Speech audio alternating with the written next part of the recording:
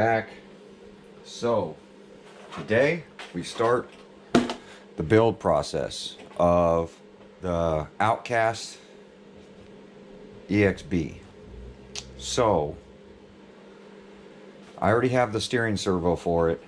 I'm going to take my M2C Creighton 8S and get rid of all the electronics that are in it.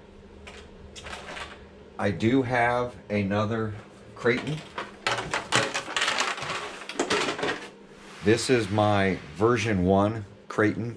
This was the original. This was the release version of this Creighton.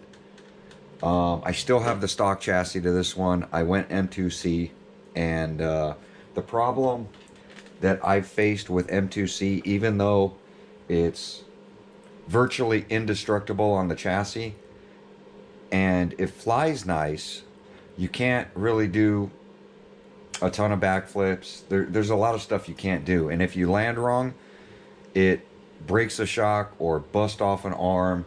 It's just a super heavy RC. Every time I land on the back, I break a wing support. Almost every time it's been out, it's broken a wing support. So my 1.5, which was the version that came out, I want to say about a month after this one, was dropped, that has the added braces in it. And then this one has the one-piece upper brace, where the other one has a two-piece upper brace. Seems to work a lot better. This one has the upgraded steering servo in it, with a box that I made. I didn't buy the steering box to put a full-size servo in it, so I actually made it. Modified it, I should say. So I'm going to pull the electronics out of this and put them into the Outcast 8X ExB. This one has a broken differential. The center diff is broken in this. It's at the point where it's time for this thing to get refreshed. So I'm not sure if I'm going to keep the M2C chassis on this thing or if I'm going to go back to a stock chassis. But it definitely needs more power. With this Mamba Monster X 8S, it's just a little underpowered. I've got it geared way up. It's just underpowered for the weight. This thing, as a roller, is 23 pounds, I believe. Let me double check that. Yes, it's 23.1 pounds just as a roller. So you can only imagine, with the M2C chassis and all the added braces down the center, how heavy this thing is. This thing is a monster to carry, and it's just a beast. So I'm going to take the 1.5 version and I'm going to build that one up. That one is stock right now. This one, I'm not sure what I'm going to do with it. I'm not sure if I'm just going to now break this one down for parts or sell this thing as a roller. I might just pull out the electronics in this thing, put in a new receiver box, and sell this thing as a roller, as an M2C roller, as it's got, you know, the upgraded shocks, all that stuff on it. It's got the upgraded servo saver horn. It's got the upgraded aluminum brace here. I spent, I want to say, $350 with M2C buying all their stuff to really make this thing strong. And I don't know. I don't think this platform's for me. So I might just take the 1.5 and build that up. I'm not sure. What I do know is that the diff is broken in this. I think it's got 4 bolts that hold the diff on. It's snapped 2 of them. It's got earplugs in it. So we're going to pull out the transmission. We're going to pull out the receiver box. I'm going to replace out this receiver box. I have the ESC glued onto this lid. So I'm probably just going to reuse the lid. That way I don't have to glue another one. And we're going to go that route. So I was originally going to take this off, but I think I'm going to just transfer everything this way. The gearing's perfect, and I think it's going to be really good in the Outcast. So we're going to get to tearing this thing down, getting out the stuff I need, and I'm gonna bring you guys along for the ride. All right, I believe I have everything I need. We've got servo saver we're gonna assemble. We've got the spur gear I'm gonna use. I'm not gonna touch the motor mounts because I'm gonna leave the PPS mount on. It's a lot thicker, a lot stronger than these mounts. We're gonna open up the receiver box. We're gonna get this all put together. It's pretty cool because they actually gave it to us in a Ziploc bag so that we can close it back up with the parts that we're not using. They only give you one lid because it's just a different base. So I'll explain what the differences are on the base. This one takes the Spectrum. I like to call it a 1.5 servo, steering servo, because it's just not as long. So if you look at it, this is for the full-size 5th scale servo, and this is for Spectrum or Horizon Hobbies size Spectrum servo. This servo you can get, which is the factory servo, they're about 49 bucks. Or you can spend 110 and get a full-size servo through SERVOX like I do. SERVOX is not the quickest. It's not real fast, but what I found with the SERVOX servos is that they're reliable and they take a beating. That's why I like them. So this thing should go in this one like that. It drops in, and I believe this is to the outside. I'll have to double check that, but I believe that's the way it goes. And then we'll have to get the felt, because there's no felt on this, to get this into the receiver box. There should be felt here, felt there, to seal that up. So it looks like it's in this bag with the gasket for the lid. So I'll grab those felts afterward, but our hardware's in here as well. So I'm gonna get our hardware dumped out because I need the hardware right now to mount down this steering servo. So I really want to get the steering stuff put together. Everything else, I mean, honestly, to take a roller and put electronics in it with the parts that they give you with the roller makes it real easy. We'll need the antenna tube. So I dump everything out. Keep the bag because you're going to be putting hardware back in it. There's our two felts that we'll need. One will go here. One felt will go here.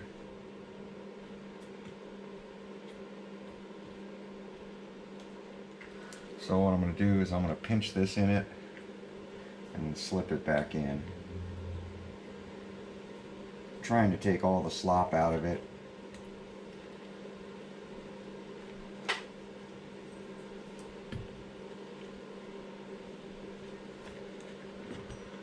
There we go.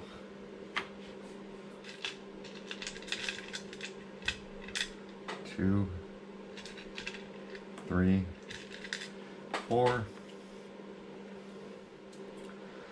You got to put these little centering plugs in here. If not, your steering servo could end up with slop in it.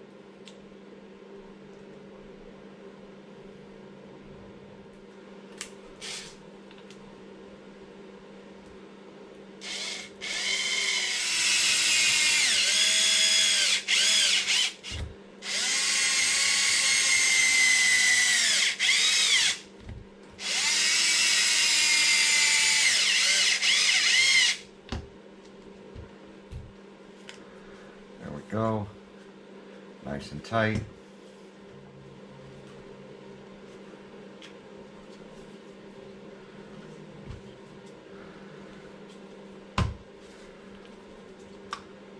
There we go. And that's going to end up sitting like that after we get the receiver in there. So these two pieces I'm not going to use. This will end up going into the Creighton. I'll put this with my Creighton roller when I get rid of it so that somebody has the box, and I'll include the hardware with it as well.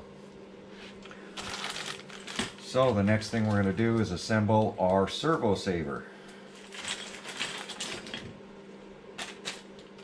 Wonder why, oh, they give us two bases. So a 16 tooth and a 17 tooth. That's cool. I wonder which one I have.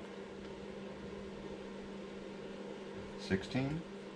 Because that went on pretty easy. Yeah, 17's too big. So it's going to be the 16 tooth.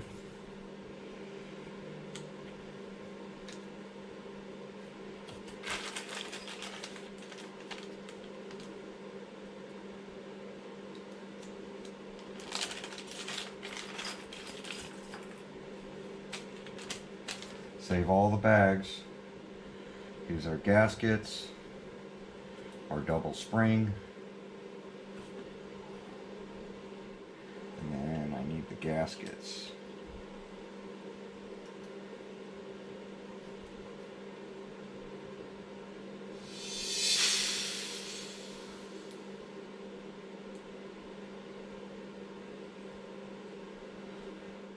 Goes here.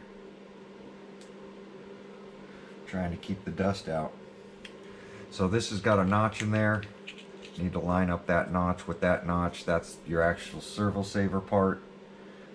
There's a mark there and a mark there. Those arrows need to line up with each other when you put it together.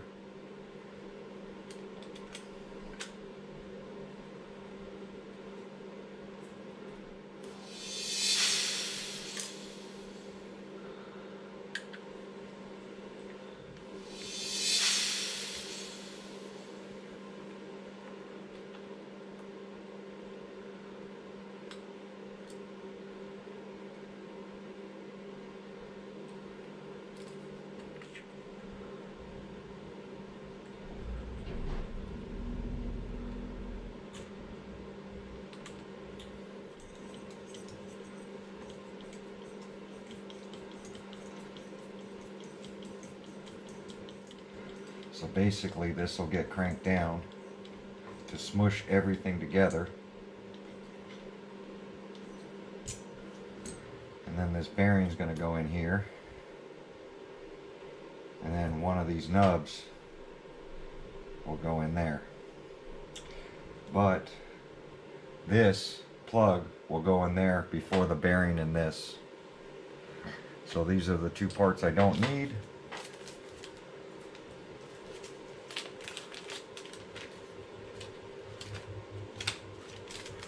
So that'll end up in that bag with the cover. And then we'll need these two. Alright, so I got my remote, BAK. So got the receiver hooked up. We're going to get the receiver mounted down.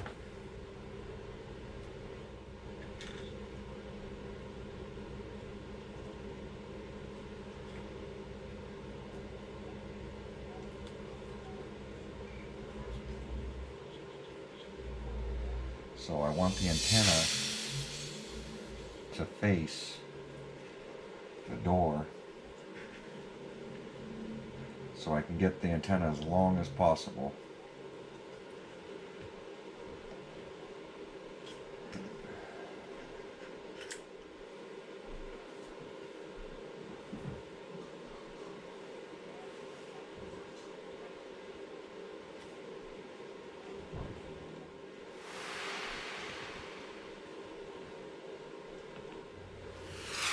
And there should be a GRUB screw, which I don't see anywhere. Oh, there it is. So they do give you the GRUB screw.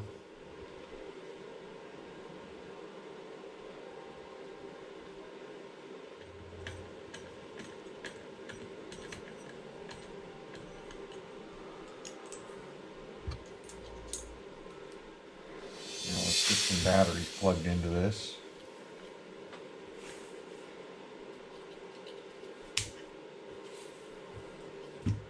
Steering trim at 0, throttle trim 0, 0. I believe this is the one bound to it.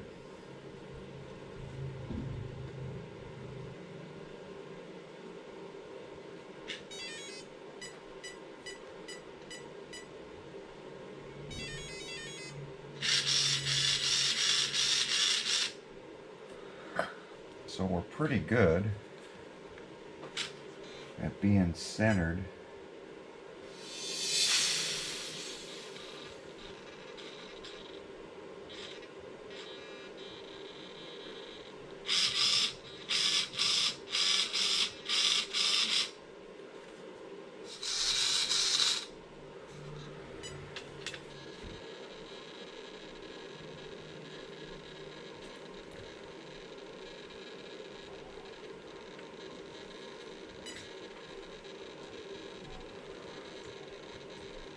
Hear that little humming? That humming is a SERVOX thing. So this is going to ensure that that screw doesn't come out.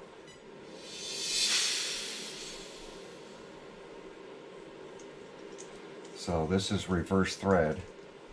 So make sure you don't try to screw it on the other way. So just snug against the other one, and that's reverse thread. So make sure you don't go clockwise, you go counterclockwise. There we go.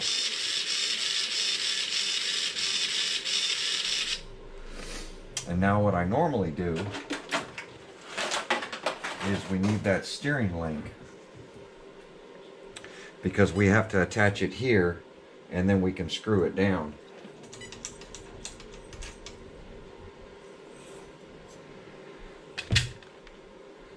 It's like it goes that way. So we are going to want to pop this on, I believe, this way. These things are usually difficult to pop on unless you have pillow ball pliers. There we go.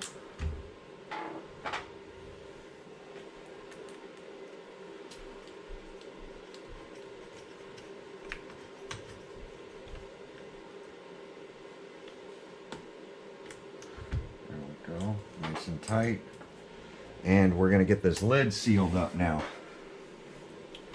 Now this, let's get these motor wires off.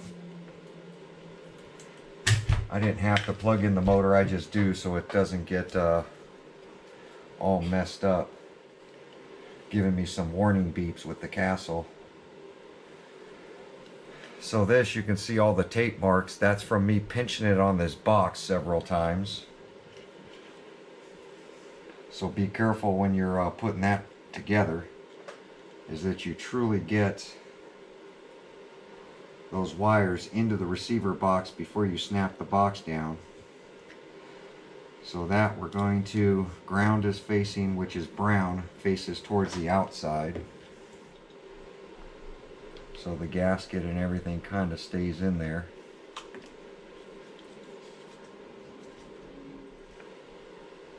Over the receiver box area.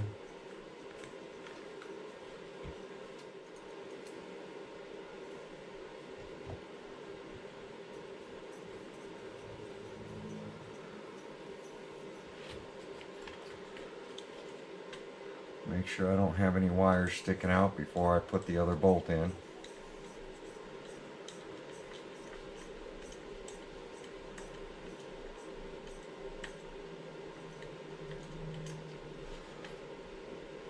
That looks pretty good. We are going to have to open up this receiver box again to put in our Castle fan wires. But I'm going to get this thing mounted up in there now. So whatever you do, don't forget this little piece. And this I have an M2C one that I have in my Creighton, but I'm not going to put it in this one.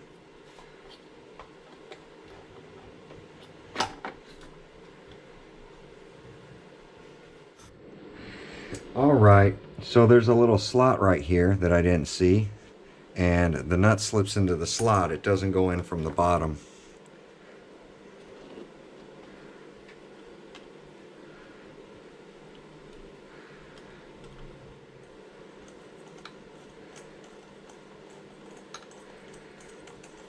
I've never had one come out before, but there's always a first. There we go.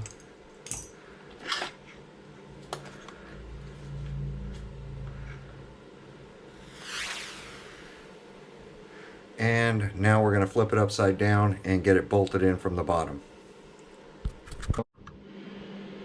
Alright, so I got it tilted on its side because that way I can hold both sides.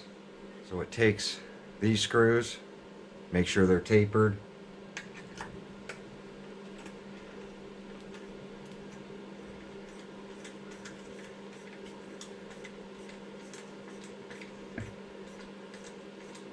You'll feel it, the box will kind of fit into like a channel where it locks it.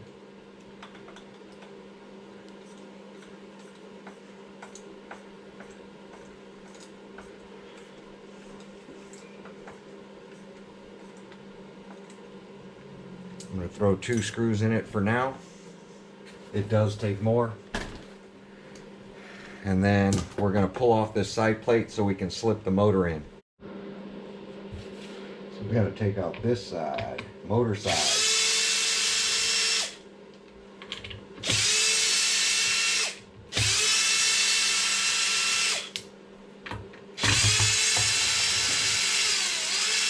That takes a longer screw in that corner.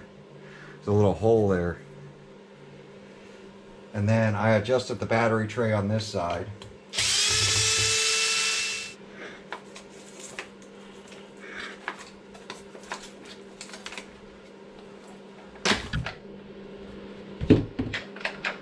Sometimes easier just remove the whole battery tray than it is to keep fighting with it. Now, I do want to change this, but we're going to get it going first. So here's our fan wire that'll have to go into our fan box. We will have to remove the spur cover because I had to trim it because I went to a 47 tooth. So I'll put this brand new cover on the crate when I get rid of it.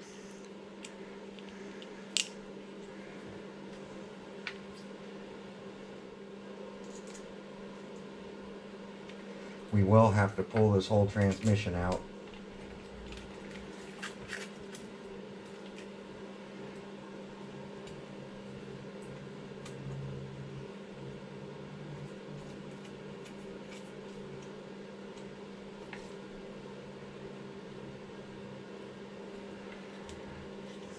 Because this 47 is too long without reducing the spur gear. So I'm going to just set these bolts in here temporarily, and that's going to do it for this video. So the next step I'm going to do, now that everything's in, is I will be pulling the whole transmission out. So I'll have to pop off these braces, and then I'm going to pull out the transmission assembly. I'm probably going to get rid of this battery tray to make it easier. We're going to get it out. We're going to do the earplugs and the diff on this spur. Because as you see, I got it really tight right now. This 47 doesn't fit in here. We have to go to the smaller 39 tooth. I believe that's a 39 spur so that we can go way in. But I'm going to do that while the trans is out because I got to do the diff anyway. But there we go, guys. It's coming along. It's coming along. Like, comment, subscribe. And we will see you guys on my next video. Thanks for watching.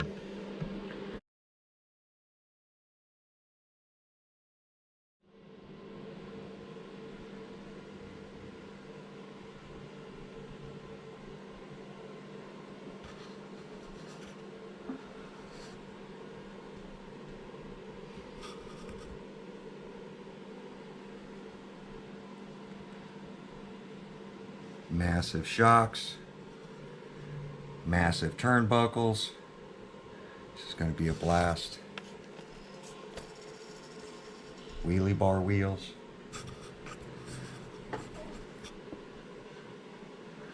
Backflip. D-boots. 0522AX for extreme. And I believe these do have the extreme backflips on them. There we go, guys. There's the part number. And I don't think these are the same as the normal backflips.